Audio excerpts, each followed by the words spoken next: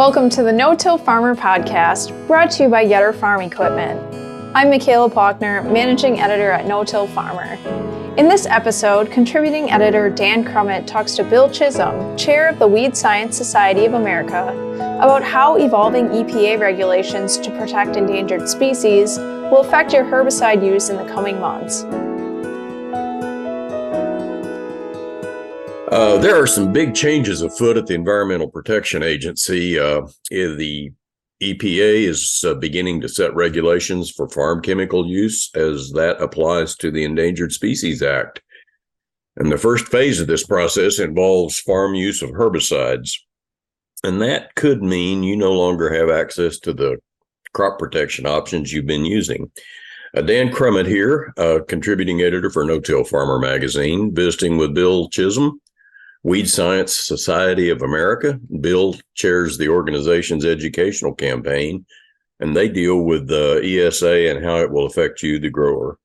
Bill, welcome, and thanks for taking time to visit with us today. Thank you very much for having me. Yes, well, can you bring us up to date on why and how the EPA is making these changes? So the Endangered Species Act was signed into law in 1973, and it said that all federal agencies have to protect endangered species with any decision they make, any regulation they pass. And just out of curiosity, I looked it up. The first act to protect wildlife was back in 1900, and it was passed because of the passenger pigeon. So it's not a new thing for the U.S. government to be protective of animal species. Tell us an example of what these changes could mean for growers going forward. We're dealing with herbicides in what you and I have discussed in the past, and how is that going to affect people and when? In the near future, many herbicide labels are going to start having changes to protect endangered species. Some of the changes will be things to reduce drift, to reduce offsite movement due to drift. Some of the changes on the labels will be to reduce runoff or erosion, to make sure, and in all cases, they want to make sure the pesticide stays on the field. And I think all of us want to make sure it stays on the field as well, because anything that moves off the field, you paid for and you lost the value of that. So they're trying to see things that will help, see if there's things that will help keep these products on the field. Yeah. How soon will farmers be affected by this? That's a great question. It's sort of two-phase. So two chemicals that are currently registered in List 1 and List Duo, we will already start seeing those label changes to protect endangered species on them. They won't be described as such, but some of the label changes are there to protect endangered species. Starting next year, during discussions with registrants, new label changes will come about to reduce runoff, drift, etc. We probably won't see very many of those until 2025. It's just by the time you change a label and it goes through the regulatory process, it's almost a full season later that you start seeing those changes. Mm-hmm. So I don't think in some cases, with a brand new pesticide coming through, they might see the changes earlier. But I think the majority of label changes will start seeing in 2025. Mm-hmm. So this is a great time to be talking about this and to be telling people what to expect so they can start thinking about these changes. Right.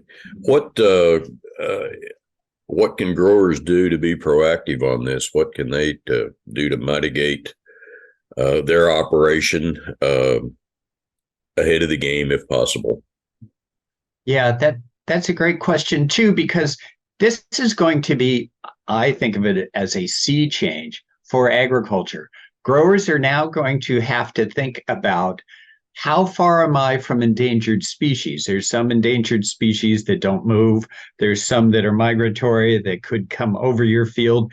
How close am I to endangered species. We've never had to think about that before. We're also going to have to think about ways to incorporate conservation practices. So in the current proposal from the EPA, in order to reduce runoff and erosion, they want you to do additional conservation practices, things like cover crops, terraced fields, catchment basins to catch runoff, et cetera, et cetera. For drift control, they want you to start thinking about, do you have enough buffer distance so if that pesticide moves off the field, it won't end up in a waterway or habitat? Do you have trees around your field that would help reduce drift and that sort of thing? So we're now going to have to, as users of these products, start thinking about those things that we never thought about. This is going to be on a field by field basis. So for an average grower in Iowa who may have 10 different fields, he's going to have to think about the conservation practices and the drift potential in each field. If you're a crop consultant that has, oh my God, hundreds of these fields, you're now going to have to start thinking about these on a field by field basis. So I think some way of integrating and having that information on your current conservation practices at your fingertips, so that when you're making herbicide decisions, you can look at what conservation practices are already in place. You need to start thinking about that. And clearly some conservation practices, you don't just move into cover crops without hiccups along the way. So some of these are going to be major changes for growers. And so they need to start thinking about, not only can I get that information quickly, but what are some of the trade-offs by going to some of these conservation practices? You mentioned it's going to be a field-by-field proposition with many variables given any given field.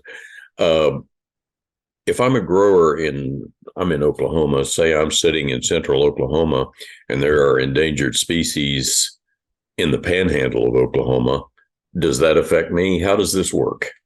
In the current language as described in the herbicide strategy, they talk about fields that are more than 1,000 feet from habitat for either critical habitat or the habitat of that species.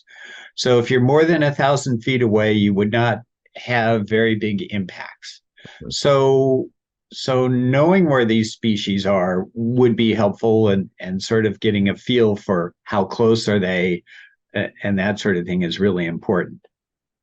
That brings up a question that you alluded to earlier. The growers need information at their fingertips. What's being done along that line? How does a grower identify his or her operation in reference to nearby endangered species? How do they look for, okay, what can I do to mitigate this in my operation? Yeah, that's another great question. The EPA has a website called Bulletins Live 2. Unfortunately, the address is this long. Yes. Bulletins Live 2, you can go on that,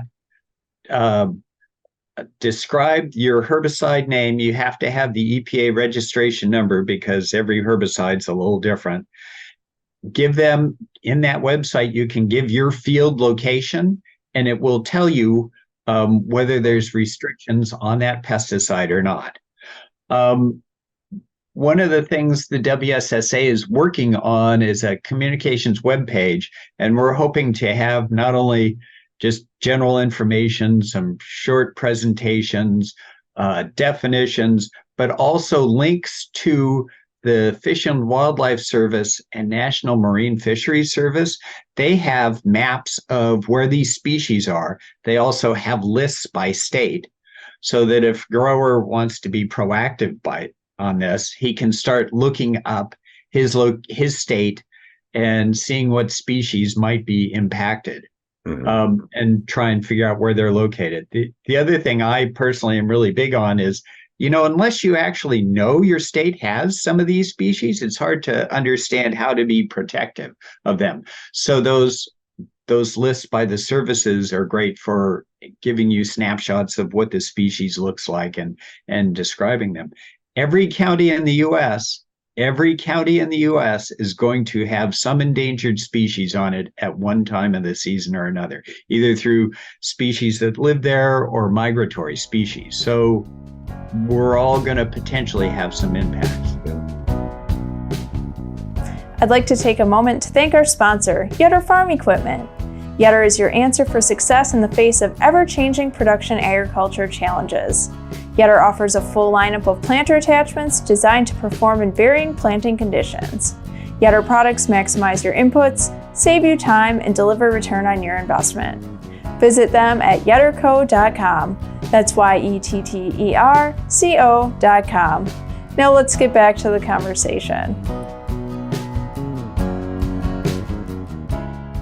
What work has the WSSA done with EPA as far as trying to improve the timely access of timely information on this? I think you're working closely with them to see that agriculture has a place at the table, and what's going on in that realm? No, that's another great question. One of our committee members, Dr. Stanley Culpepper in Georgia, and at the time his grad student worked with the U.S. Fish and Wildlife Service to look at 2 salamander species found in Georgia.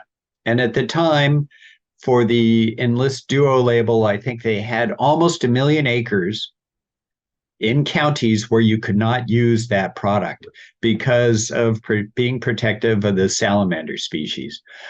They worked with the Fish and Wildlife Service and did mapping of where these species are actually found. And they're found in a confluence of semi-aquatic areas and forested areas. After going through and remapping, they got the number of impacted acres down to, I believe, a little less than 4,000. So they went from almost 1 million acres down to 4,000. So they're going to be working with the EPA and the services to try and see if there's easier ways to ground truth the maps to speed up this process. Because if they don't have better information available, the EPA is being very conservative and taking entire counties off of the label. In the future, we're hoping there'll be ways to speed up the process of finding the appropriate portions of these counties that need to be protected. So in some earlier conversations and communication, you told me that this is only the beginning. We're dealing with herbicides, but we have other things coming down the pipeline.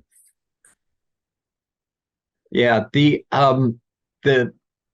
was a recent lawsuit, and in that lawsuit, the EPA was directed to streamline and speed up the review process between them and the services.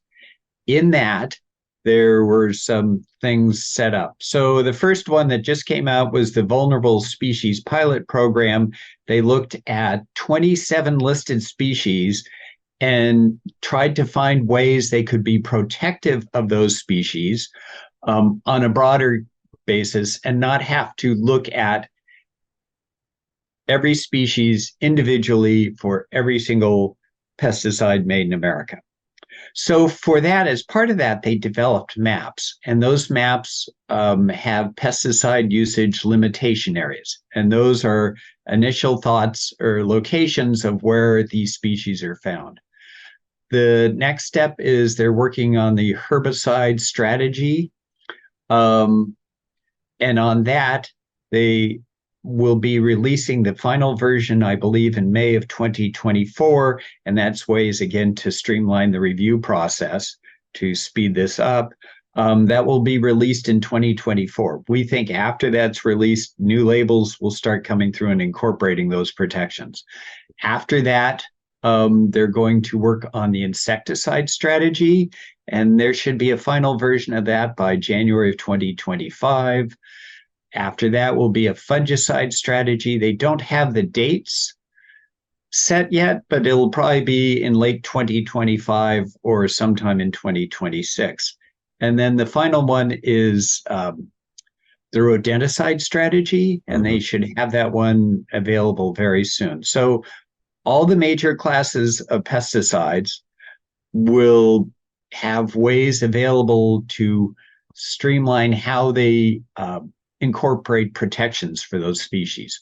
So if you think, well, it won't hit me, sooner or later, most growers are going to be using one of those products or another. So I think all of us will be impacted very soon. And as you said, with every county having one or more ESA affected species, it's going to come home soon.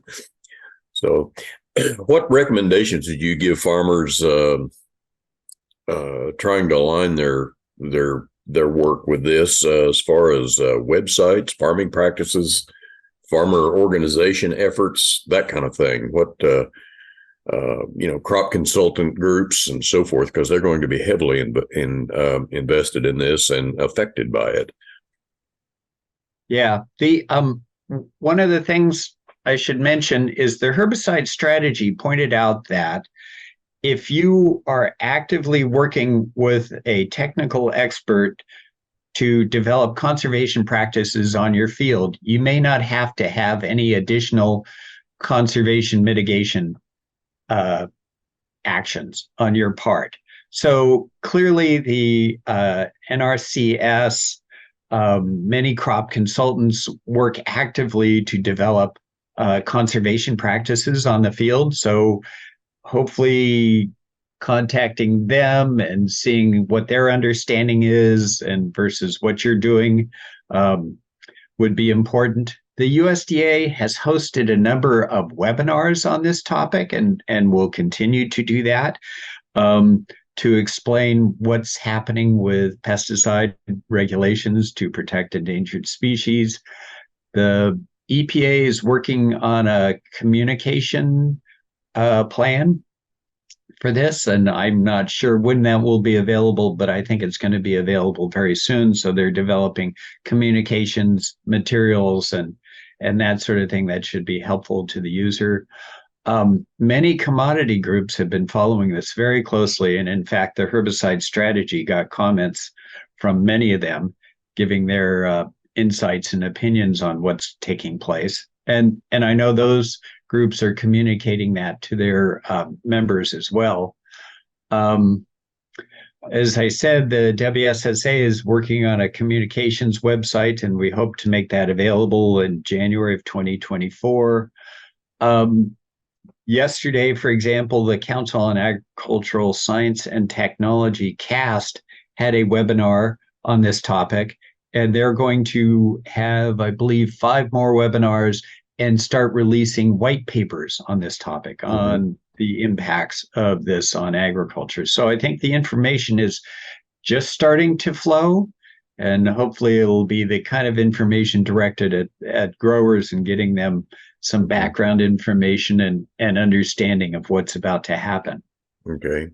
Sounds like we're right on the cusp of this, and I appreciate your time very much for this and taking time to explain it. I know there's going to be a lot of confusion and there's going to be a lot of rumors, but I look forward to working with you in the future, particularly as this expands into insecticides and fungicides and the rest of FIFRA, for that matter. And it seems like we're all going to have a lot of work to do over the next 4 or 5 years. So yes. I appreciate it. And thank you very much. You're welcome. Thank you. You bet. Thank you.